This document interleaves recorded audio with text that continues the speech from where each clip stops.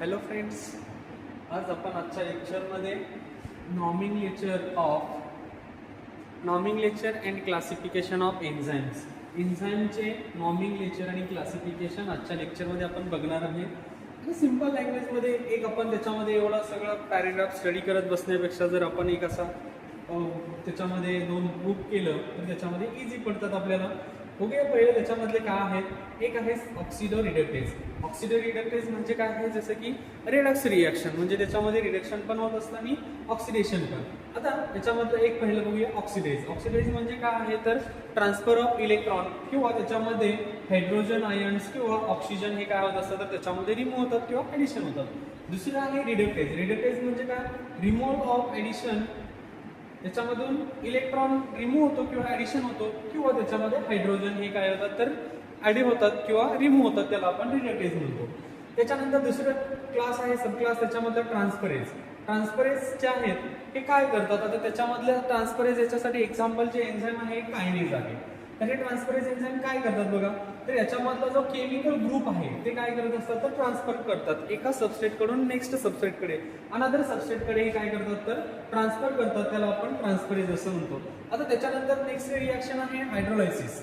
आता हायड्रोलायसिस म्हणजे काय आहे तर त्याच्यामध्ये ब्रेकिंग ऑफ केमिकल बॉन्ड. जर एखादा मॉलिक्यूल आहे त्याच्यामधला जो केमिकल बॉन्ड आहे तो ब्रेक केला जातो आणि त्याच्यासाठी कोणते असतात तर हायड्रोलायसिस हे जे एन्झाईम आहे किंवा त्याच्यामध्ये काही ॲडिंग इलेमेंट्स, म्हणजे त्याच्यातला बॉन्ड ब्रेक केला जातो आणि त्याच्यामध्ये ऑटर मॉलिक्यूल जो आहे तो ऍड केला जातो, म्हणजे ॲडिंग ऑफ इलेमेंट ऑफ ऑटरचे.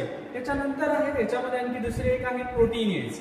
आता प्रोटीनेज हे काय करतात, हायड्रोलायसिस ऑफ प्रोटीन, म्हणजेच प्रोटीनचं ब्रेकडाऊन करण्याचं, हायड्रोलायसिस करायचं काम हे कोण करत असतात तर प्रोटीनेज आहे. दुसरं आहे रायबोन्यूक्लियस. रायबोन्यूक्लियस काय करतात, हायड्रोलायसिस ऑफ द आरएनए.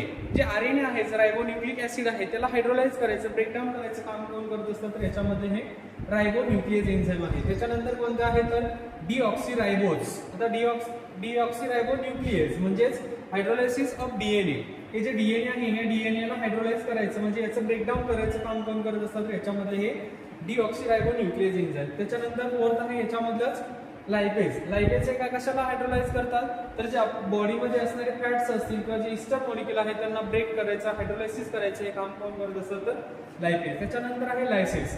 आता हे लायसेस एन्झाईम काय करतात किंवा त्याच्यामध्ये काय आहे त्याच्यामध्ये एक्झाम्पल बघा, तर हे डबल बॉन्ड फॉर्म करतात by elimination of the chemical group. जे केमिकल ग्रुप्स आहेत त्याच्यामध्ये वेगवेगळे डबल बॉन्ड फॉर्म करत असतात, जसं की एक्झाम्पल आहे हिस्टिडीन, त्याच्यापासून हिस्टामाइन तयार होत असतात, हे एक एक्झाम्पल आहे. त्याच्यानंतर आहे आयसोमरेज. आयसोमर्स आपण म्हणतो same molecular formula but different structural formula. आता याच्यामध्ये